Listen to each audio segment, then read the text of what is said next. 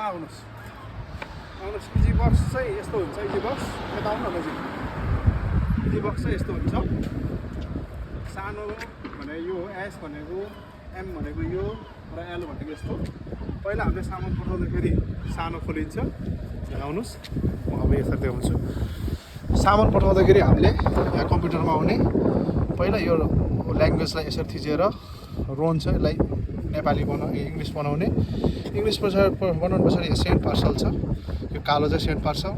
यो चाहिँ pickup parcel निकाल्ने बेलामा पिकअप पार्सल यो सेन्ड पार्सलमा यसरी थिच्ने त्यसरी तपाईँले आगो पिन नम्बर यहाँ हानेपछि यहाँतिर बक्सहरू खुल्छ पहिला सानो खुल्छ सानोमा भएन भने तपाईँको यहाँनिर डु नट फिट भनेर फिट पार्सल भनेर आउँछ त्यसमा थिचेपछि अर्को एम खुल्छ एम पनि फिट भएन भने अनि लार्ज ठुलो खोल्छ कि त्यो स्टेप बाई स्टेप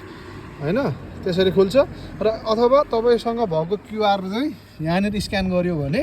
त्यसले अटोमेटिक खोलिदिन्छ र हामीले यो भाषा चाहिँ चेन्ज गर्नुपर्ने हुन्छ किनकि त्यहाँ आएको भाषा हामीलाई पढ्न आउँदैन त्यसैले यसलाई यो भाषालाई चाहिँ इङ्ग्लिसमा राख्नुपर्छ